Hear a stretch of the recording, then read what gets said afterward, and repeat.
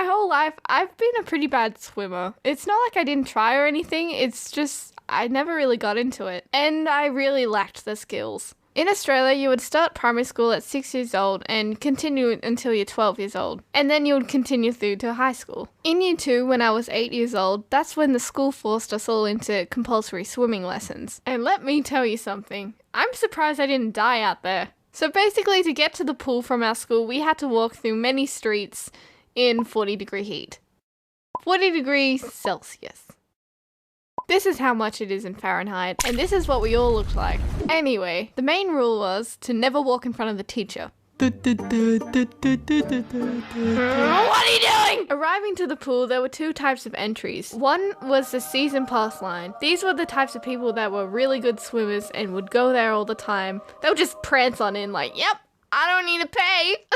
And because of this, they were the first ones to get into the change rooms and get into the pool straight away. While on the other hand, there was a second gate where you had to line up and pay cash to get into the pool. This line was always filled with kids trying to find money everywhere in bags, pockets, the ground, just trying to scrape up enough money to try and get in.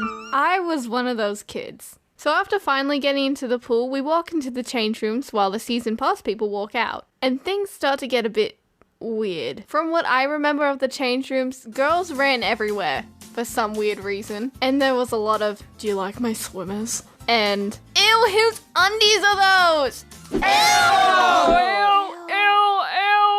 Ew! Ew, that's so gross. Ew.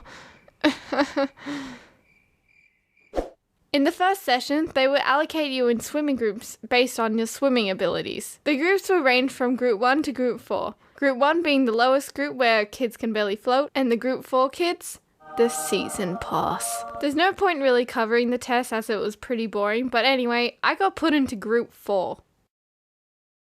Me. Someone who can barely swim. Group 4!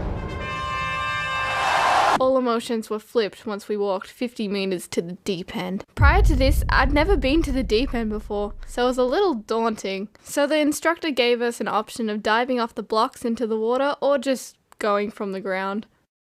I chose the ground because what else am I going to do in this situation? People started diving one by one, and then it was my turn. I was sitting on the edge of the pavement with my arms out ready to dive. I had no idea what I was doing. My body hits the water with a huge slap, and my goggles just filled up with water. As soon as I hit the water, I realized what was happening. I splashed everywhere around trying to get to the surface, and I immediately went to the wall. You alright? I can't swim, help! I can swim! I promise. Next, we had to swim a whole lap in freestyle, and that turned out to be more embarrassing. Ready, set, go!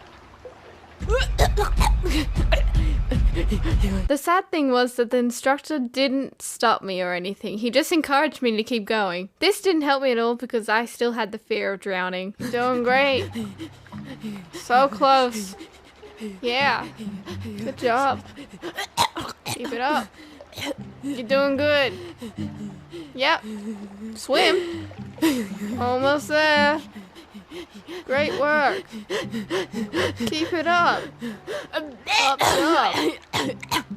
Congrats. So I managed to finish the whole lap, which was pretty surprising, but by the end of it, my muscles were aching so much. I just wasn't cut out for it. I wouldn't have lasted much longer out there.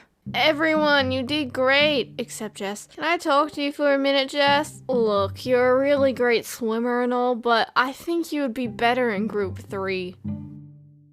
Or 1. To be honest, I kind of expected this talk from the instructor because he literally saw me like half drowning twice. I didn't mind though because I got to spend like half an hour with the elite squad when I really shouldn't have been there. Let's be honest. Don't get me wrong, Ashley really likes swimming, but I'm just really not good at it. Whenever I do go into water these days, you will most likely see me doing the doggy paddle. At some point. Not always.